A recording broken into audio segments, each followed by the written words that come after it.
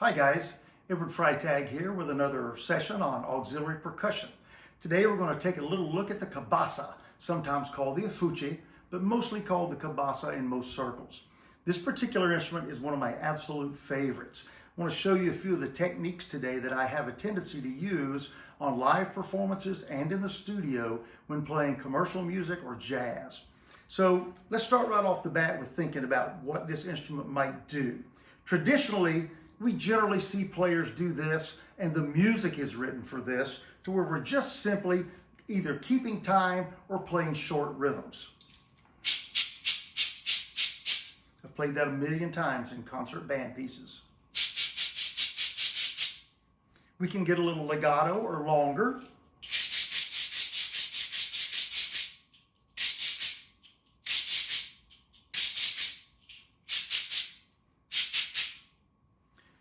A lot of players think that's pretty much what this instrument does.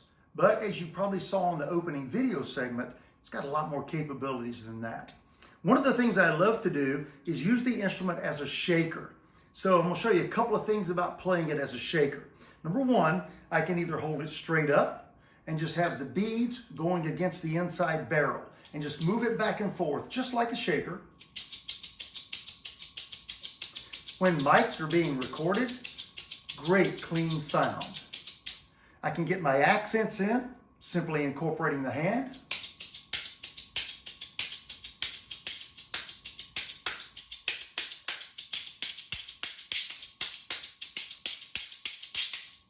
Another way I can play shaker technique, turn it up on its side. I'm going to let the beads now go against the wood front surface and the wood back surface. I've automatically got an accent in there when I'm striking a little bit harder on the front surface, just like I would with a real shaker. But I can make a better accent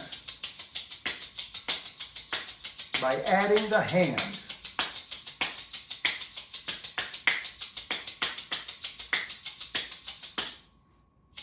Tremolo or sustain. Tremolo, sustain. All right, another thing I like to do with the instrument is to use the left hand to create a little bit of sustain between the accents when I'm using the shaker pattern. For example, I'll have the cabasa in motion, playing that shaker rhythm, and I'll play a left hand accent and then pull the chains to the back, left hand accent, pull the chains to the front in various combinations to create different rhythms. The cool thing about this is putting that sustain in place creates a little bit more energy in the pattern and gives it a little bit more volume, particularly if I'm playing in like a live band setting and there's a horn section, a lot of volume on stage, I'm mic'd, but by doing this and pulling those chains creates a little bit more cut through the ensemble so my part gets heard. So let me demonstrate this for you. So I'm going to put the shaker in motion, then play accents and tie them together with the chain motions. All right, here's the shaker pattern, and here we go.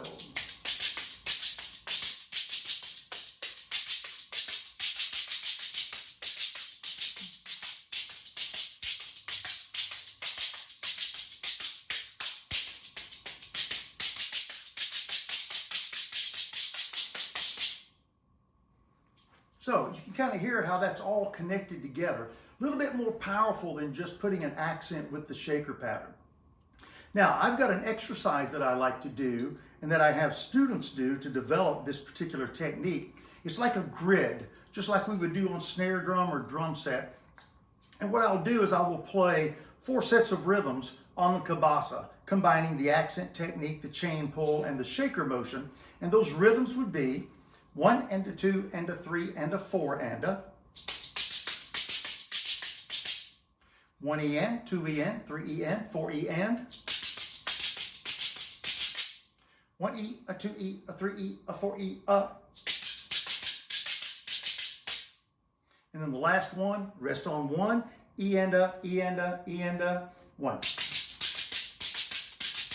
Ending back on 1, and that's the grid. I'll demonstrate that for you.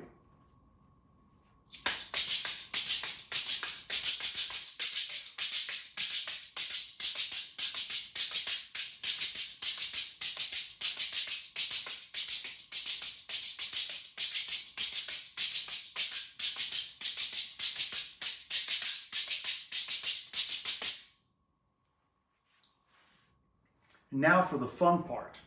You saw at the beginning of the video, I used a really fun technique where I was spinning the cabasa and the chains were spinning and sustaining the sound.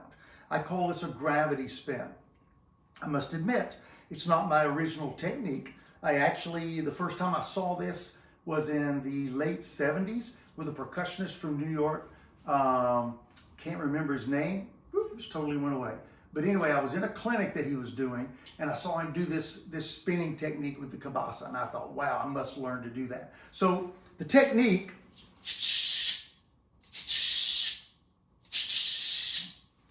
which again I call the gravity spin, pretty fun to play. The way to actually execute that, you have to get the chains in motion, and the chains have to keep spinning. And the way we do that is we take the wrist, the right wrist, you flip it out, and once you flip it out, the chains start moving. I'll show you again. Then you can tell that they keep going. So while the chains are in motion, we want to flip the wrist back like this, which turns the instrument against the chains and helps them spin a little further. And we can actually cut it off right at the end by that last flip of the wrist. And I've kind of noticed that the bigger I make the motion, the longer the chains will spin. Stay with me, camera.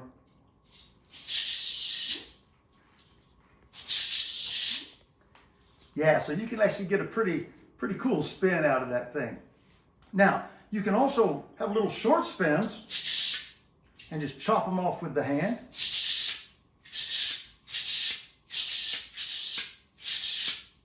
Which is kind of a cool technique and kind of fun to do.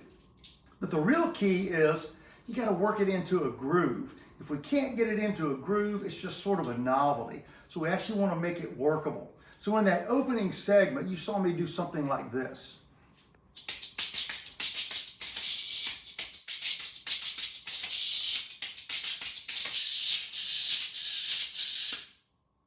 Yeah, just practicing plugging it into a groove. The shaker groove with the accent and the chain pulls, throwing the spin in there, just practicing that a lot and getting it where you actually make it part of the working groove makes the technique actually usable. But I love that, and not everybody can do it, and it's kind of difficult sometimes. So I hope all you guys try it, and I'm going to encourage you to do this.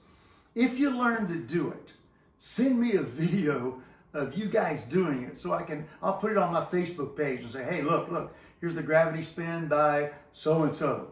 So I'd love to feature you on my Facebook page doing that, right? Okay, cool.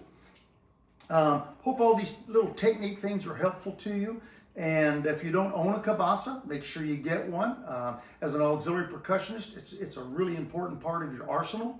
And one suggestion, when you're buying a cabasa, don't just go and pick one up and think, I've got me a cabasa. Check it out. I like the ones that have loose chains. If the chains aren't loose, it's going to really be difficult for you to play some of these rhythms that I just showed you today, and particularly the gravity spin. Got to be a little bit of float in there. Matter of fact, this one isn't quite as loose as I would like. I've got some more that are a little bit better, but I like the weight on this one, which is why I used it in the demo today. So anyway, hope you guys get your cabasas and have a lot of fun, and send me some videos. Take care. Keep drumming.